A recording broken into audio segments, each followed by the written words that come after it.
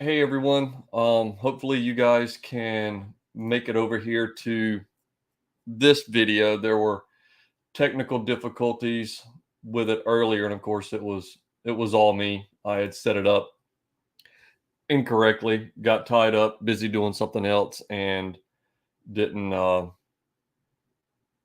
didn't have all the boxes checked that I needed checked. So I had to go back out and reset it up for Rumble, and it was not really allowing me to do that with the stream that we already had up and running. So I had to basically stop that stream, rebuild it, and start another one. Got Matt pulling him in now, so we're back up and running, and hopefully the guys will see it and make their way over to the new one here. But go ahead with your opening spiel, Matt, if you want. Well, I'm at that stew. That one. Yep, that one. We're the Green Beret Life. I just inhaled something. Sorry. We are a 501c3. Our goal is to get veterans, first responders, and their families out into outdoor activities that often shoot. We do pistol, rifle, shotgun. And if you're interested in taking a class with us and you got a group of people, we may be able to come to you. Email us at TheGreenBeretLife@gmail.com. If you have any questions on the military, on special operations, on Air Force stuff, on contracting, either myself or Stu can get back to you on some of that.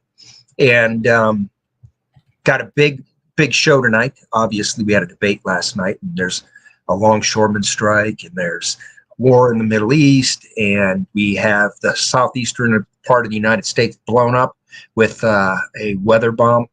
But we're going to cover all of these things tonight. Stu, why don't you go through what we have in store? Well, like you said, we've got the Middle East that is doing Middle Eastern things.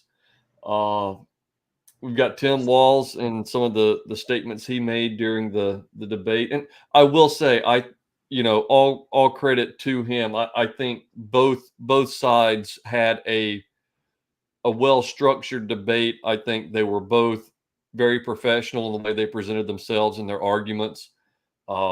With the exception that Tim Walz lied over and over and over again, and JD Vance wasn't allowed to respond because he goes, he knows damn well Project 2025 has nothing to do with Trump, and that's all he reiterated all night. He also said crime is the lowest it has been.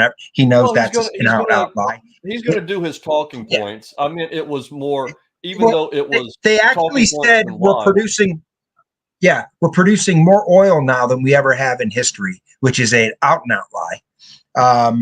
And we're going to talk about that too, because our strategic oil reserve is tapped out, and we're heading into war on two fronts: the Middle East and Eastern Europe. Tim Walz is a communist piece of shit. He lies about everything he's ever done. There hasn't been one thing he hasn't lied about. And the debate last night, Stu, was set up with Maureen O'Donnell and that other woman, two partisan hacks who are out there doing the bidding for the deep state, because their goal was to make Tim Walz look good and to make JD Vance look bad. Unfortunately for their side, I give JD Vance a B+. That's what I give him, a B+ last night. I think he definitely did well. Yeah, he won that debate. There were things that he could have responded to, but his hands were tied because they would change subjects and not let him answer. And at one stage, they fact-checked him with a lie. They said, oh, the Haitians are legal. They're not legal. And he explained why they weren't legal, and they cut his mic off. Nora O'Donnell cut his mic off. And there was obviously an agreement there wouldn't be fact-checking. The law to us. And he's like, no, that's, there was that. Yeah. So those two women, we got to stop agreeing to debates on these partisan channels. And I think they need to go onto new media, because quite frankly, unless they're going to go on OAN or Newsmax, I don't really trust it. I don't trust any of them. Yeah. So I think they need to go on. And you can pull one from the left and one from the right, so you have a balanced. And hopefully hard questions will be asked, because no hard questions were asked of Tim Waltz, except for one, that he lied when being in Tiananmen Square or in Hong Kong when the uprising happened in Hong Kong. Yeah, that was one of the things I brought up of him with having a mistake in his grammar again, and claiming that he was somewhere doing something that he never was or never did, in a time and place that he was not there. He didn't get asked about his lies on his military service. He didn't get asked about his lies on some of his credentials that he's lied about. He didn't get asked a bunch of things they could have talked to him about. And he didn't get asked about the investigation that Congress is into right now about his ties to China. And wasn't asked how he was able to make all these trips to China with a security clearance in the military, which makes no sense. And there's just a bunch of things that we did. Even the number of trips is being called into question, because he's saying 30, his campaign saying 15. It's like that's a pretty big difference percentage wise as to how many he did. It's like, well, 30 sounds too many. Let's say we did less than that. It's like, which is it? Just you can tell when someone lies because they start to lose track of them. They start to have the impression and the mistaken assumption that they're good at it, and people are just going to believe them because they're who they are. And when they start getting fact checked on it, they start trying to cover it up and tell more lies. My parents told me a long time ago, it's much easier just to be honest. You don't have to remember all the lies. You can just you give your answer. You don't lie about it. You don't have to remember what you told somebody 15 years ago, because everything is on the internet now. You don't have to remember what you told somebody 15 years ago if you tell the truth, because you're always going to remember the truth, and you're always going to have that to back you up. But when there's no way to back it up, and then it starts coming out, the fact that, oh no, maybe he's not as honest as he purports to be. It definitely is a bad look. We kicked the guy off our team for being a compulsive liar. Couldn't have that on the team. You can't have it. And we booted his ass. And the Air Force had, I'm sure they still do. I don't know how and what regard they're held anymore, but the Air Force has 3 core values. It's integrity first, service before self, and excellence in all we do. The very first one is integrity first, because if you don't have integrity, you have nothing. If you're a liar, no one can. You can't be trusted in anything. If you're going to lie, and the left will Trump lies about everything. There's a difference in lying and exaggerating to make a point.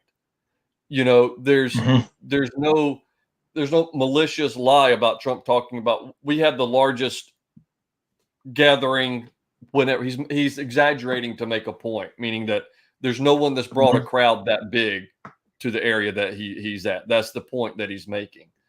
But whenever you're trying to do something and with a group of people, and like you said, you're a known liar, the guy could have been the guy you guys kicked off your team. He could have been the best operator on the face of the planet. But if you have no trust in him, you're not gonna trust him. But no, you always say that. People say, well, do you ever get scared? If the individual says, no, I don't get scared. And this is kind of one of those things that it falls into the same place. He's one of 3 things. Okay. He's either lying, or he's crazy, or he's off the freaking team. That's the 3 things right there, because you get scared. And people that say they don't get scared doing crazy things, it's how you control the fear. That's what courage is. Courage is doing it anyways and controlling the fear, right? So you know, you fall into all of those things. But the basis of everything, if you can't trust that you're getting the truth, especially in a no mistake environment from a team member, you can't have them on the team. That's the long and short of that. So that the whole Democrat campaign is all made up of lies. They have to. And what I thought was real funny, there was another after the debate, Vivek was on with CNN, and the CNN, I forget her name, was asking him questions about January 6th, trying to pin him down. It was in front of a live audience, saying that you said this was an inside job back when you were on the debate stage, and da da da da. And then he starts explaining, but she won't let him talk. She keeps on. She was desperately, because she's been ordered not to let him talk about the truth. It was a gotcha question, but when he was bringing the receipts, she had, and the crowd is cheering for him, and she just ran. She was desperate to stop him because it was like her job depended on it. Yeah. It was like her job depended on it. And I bet you're not going to see Vivek on CNN again because they can't have the truth getting out over their narrative that they've been paid or pushed or whatever to push. Well, you and I talked about Vivek back when the campaign was going on, and I was impressed with his ability to convey information even then, because he can do it. He doesn't ramble. He doesn't just go on the word salads and that Kamala Harris does, but he's able to break it down. And some of these things that Trump's been dealing with have years of time behind them and multiple people involved in it. And he's able to condense it and break it down to the nuts and bolts of it and convey that in short form to a wide audience, and this very, very powerful and effective. He is the biggest wrecking ball in the Trump administration. He goes in, and JD Vance does too, and he's excellent at it. Vivek's a little better, I think. He goes in and just steamrolls, and he's talking about running for the governor of Ohio, which they need to get that shitbag Rhino DeWine out. But I want Vivek to be in Trump's team. He is a must to take down this deep state and move forward. So one of my favorite dudes up there. I think Vivek is a good. I mean, I'm glad he's on our side. Put it this way. Well, I want you were hesitant about him during the campaign. You weren't sure. I was hesitant. I always liked what he said. I didn't like the fact he was running against Trump. Okay, but he explained this. But he was there actually, I think, bringing truth, and basically took down the other candidates who were really trying to hurt Trump, right? Yeah. And I didn't like his connection and how he was able to generate all of the money while he was still in school. I mean, who generates $100 million? Yeah, and that's one thing I haven't done a deep dig into to try and figure all that out, because honestly, it probably if he had been not more of a contender, because he was a very strong contender, but it's like it's all relative, right? You know, he's going up against Trump. You've got to be something else to be able to pull support away from Trump and the people that support him and what he's standing for and what he's offering the country. You have to be something special to pull that support away. And that's why it's funny that the media can't understand that. They can't understand that they continue to hammer Trump with these lawsuits and these allegations and all of these claims and baseless, obvious mistruths and bring up the things that have been disproven time and time again. And Trump's support doesn't drop because the people that support him have seen what he did, and that's what they're voting for. They're voting for what he can do. They don't care about what someone's saying about how he made them feel whenever they were watching him on TV. They couldn't care less. It's the fact that they know what he's going to do, and they support that. And that drives some of the liberals absolutely bananas because they just can't understand.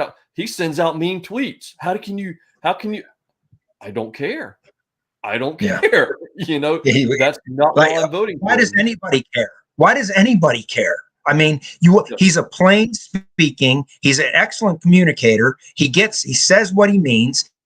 He's not the most eloquent guy at all times, right? And sometimes you're like, why did he say that? Why did he, you know what I mean? But He's that's human. part of who he He's is. not a He's not a politician. bullshitter. And he's trustworthy.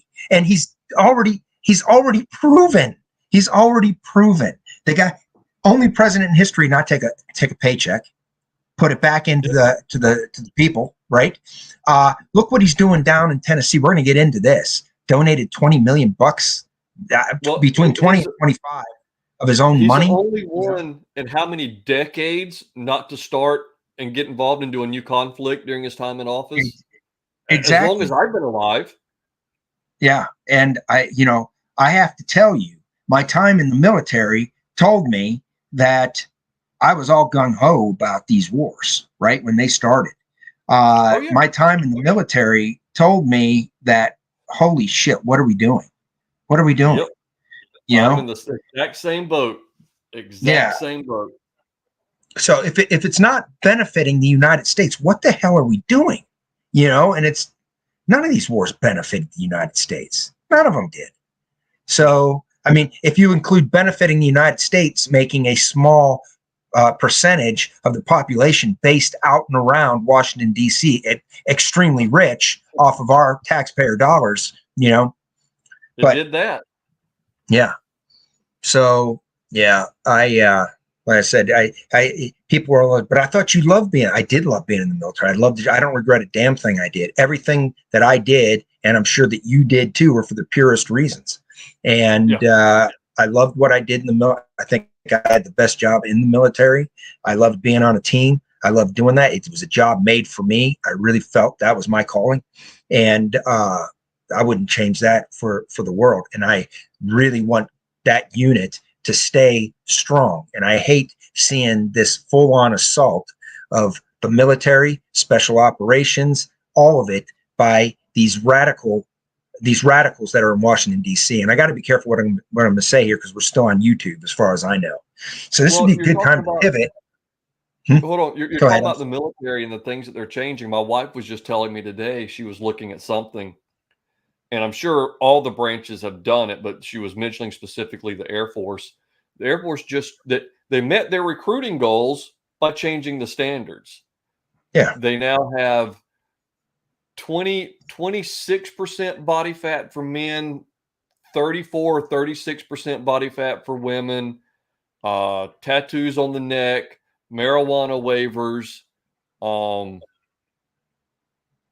and there are a couple of other things. And it's like, well, it's real easy to meet your goals when you just open the gate and you have no filtering criteria whatsoever.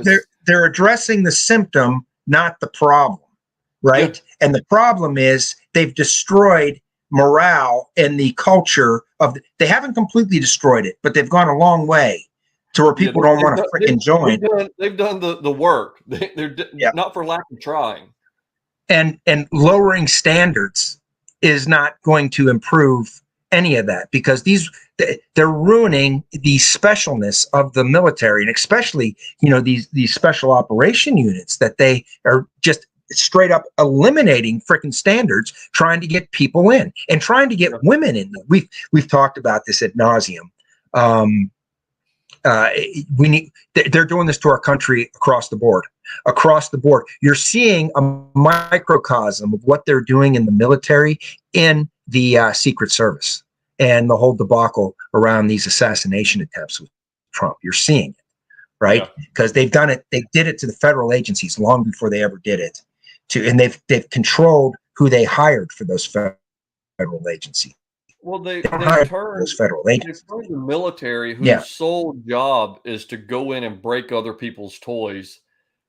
They've turned it into a social experiment. Well, let's do this. Let's put this here and see what happens. Let's put that there and see what happens. Like, these are legitimate, people's lives in the balance. It should not be. It should be nothing but a meritocracy. You get get into a leadership position because you've proven you can do it. If you can't, you move along. I don't care your color, gender, race, furry, whatever. If you can do Yeah. the job, you get in there and do it. If you can't, move along. We need somebody that can, because these are lives. These aren't cogs in a machine. Mhm. But speaking Yeah, of, we probably need to exactly. move off of YouTube to Yeah, continue the conversation. because this is going to go into real speak in a second, and next thing you know, we're going to have a few real strikes. So, because you can't speak the truth on this channel. So if you're subscribed to us here and you're not subscribed to Rumble, please come over and subscribe to us at Rumble and Odysee. But Rumble is our main channel. So please come over, join the conversation over there, and we'll see you momentarily.